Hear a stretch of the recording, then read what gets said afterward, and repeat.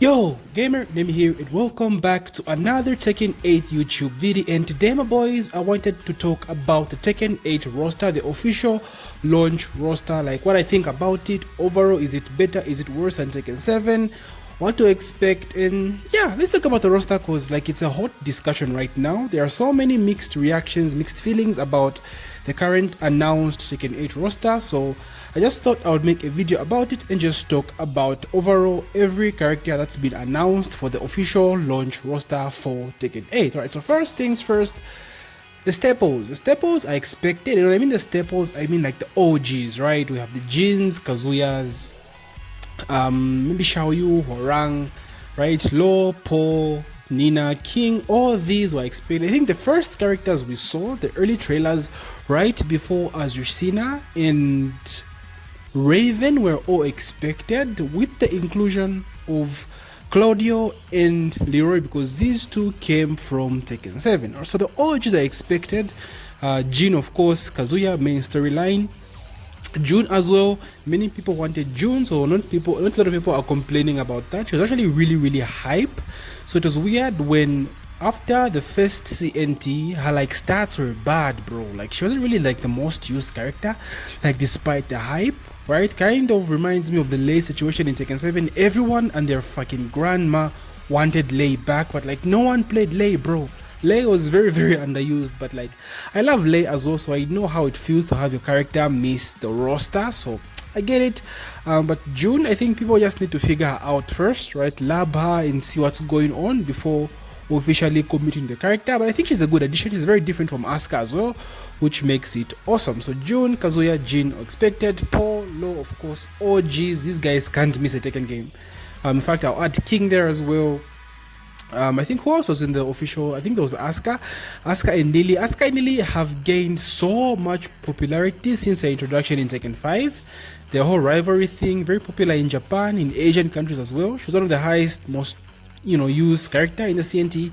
And overall, Lili has just always been popular, right? Come Tekken 6, come Tekken Tag, Lili is very popular.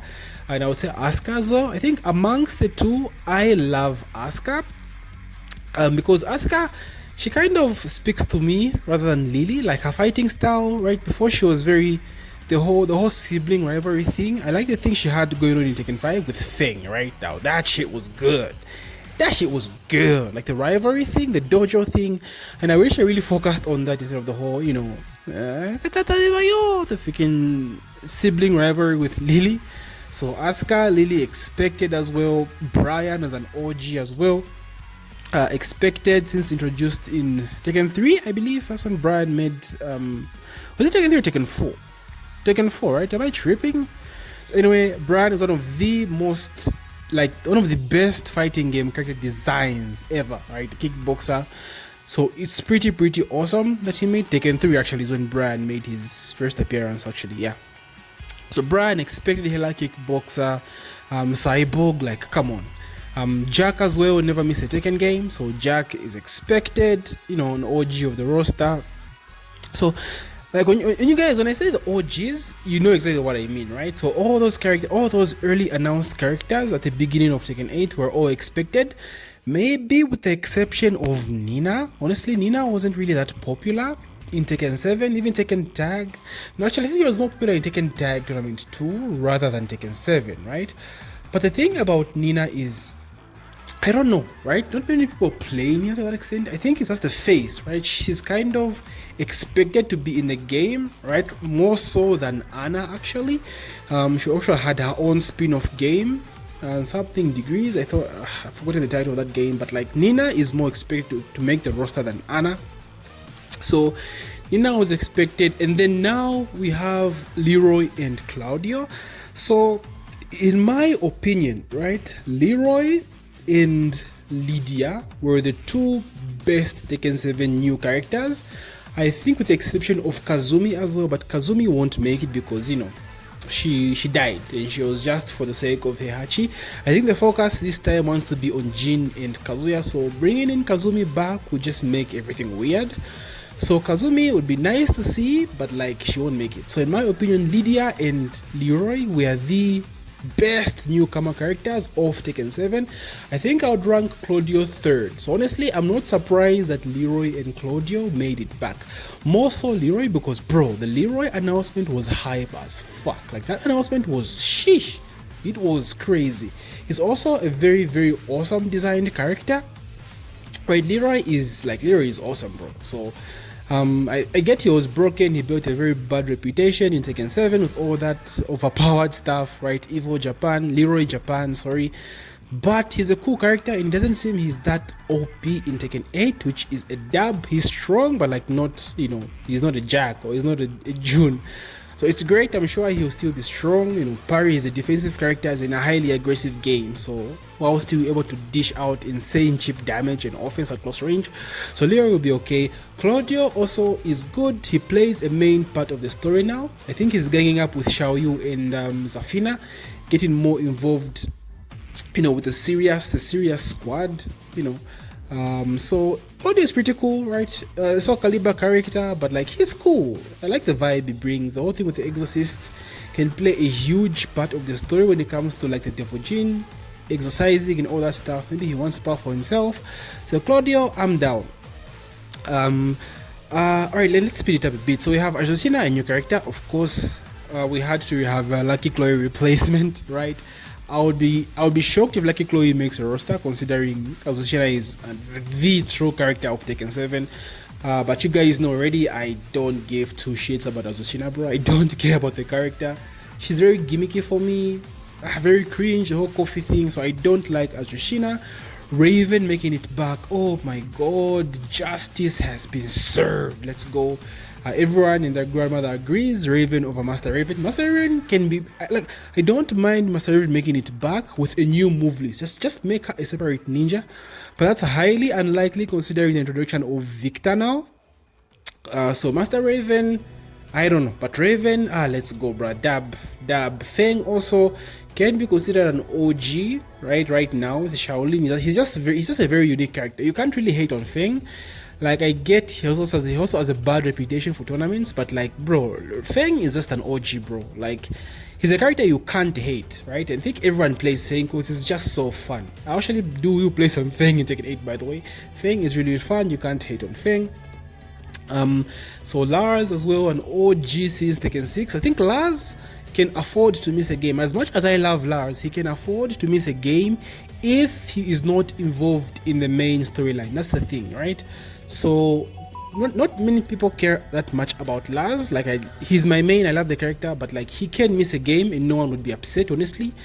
But like, come on, he just can't, right? And we still have some lore that we need to uncover about Lars, his mom, and the involvement with Heihachi. Maybe, I really hope, you know, they do dive deep into that part of the story. Maybe the upcoming new character, wink wink, might be related to Lars. Maybe, we'll see. So Lars expected. Let's speed it up a bit. Let's see who else has been revealed. So we have Victor, of course, a new character. Like, of course, we would expect new characters in the game, but not as many as Tekken 7, right? Because Tekken 8 is already packed right now. 32 is like a huge number. So Victor, Azucena, and the other remaining character to be revealed on the 12th. I have a feeling we all know who it is, but like, you know, wink wink. It's an awesome roster, right? Awesome roster. My overall thoughts is this roster is awesome. Now, do some characters deserve to be replaced over others, right? Like Kuma, Panda, Leo, maybe. So Kuma, Panda, I don't know, right? I think they're like the mascot of the Tekken games, right?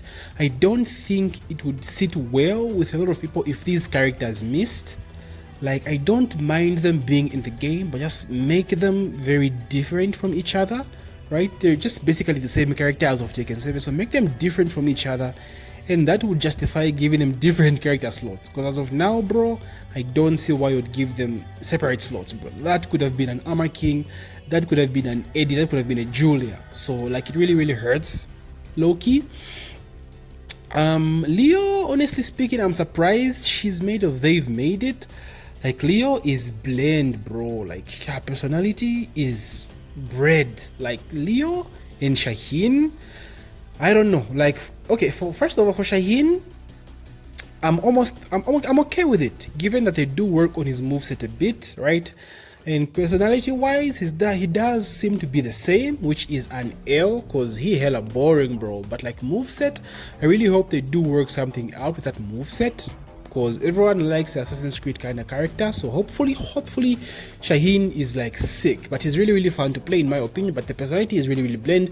But I don't mind him making the game. Like for me, Leroy, Claudio, Shaheen, Lydia are very cool characters in Tekken 7. The cool introduced characters in Tekken 7, like Gigas and Josie and Katarina. Bro, those characters can fuck off.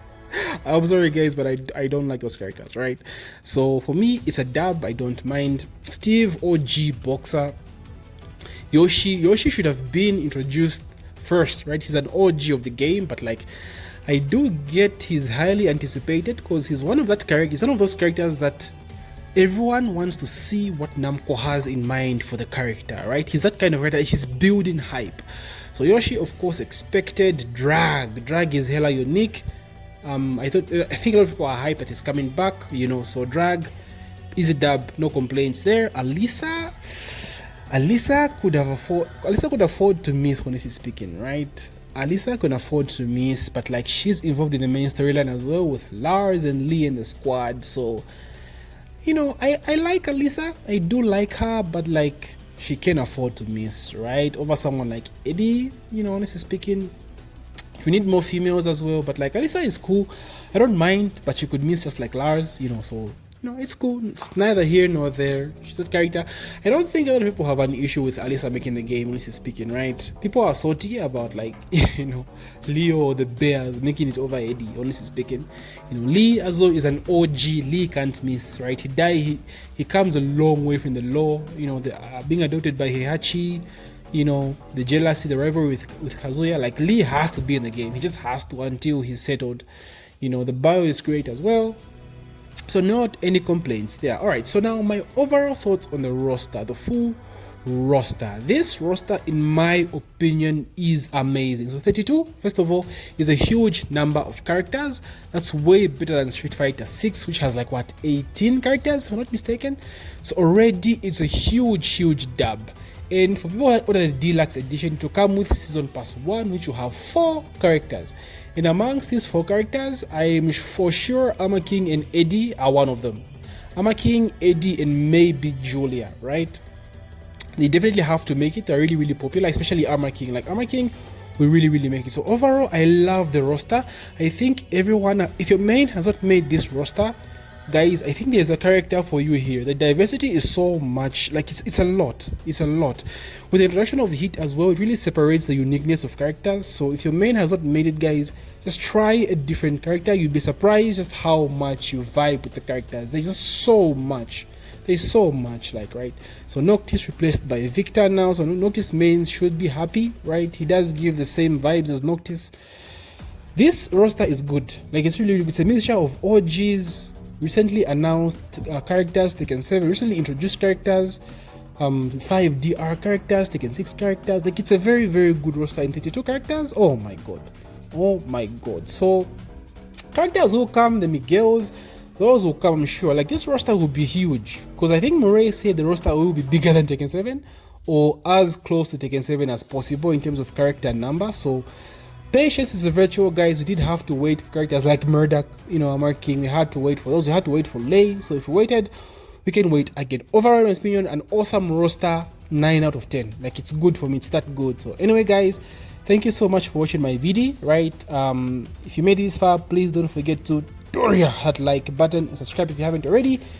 May the frame data be ever in your favor. And GG, my boys. Take care.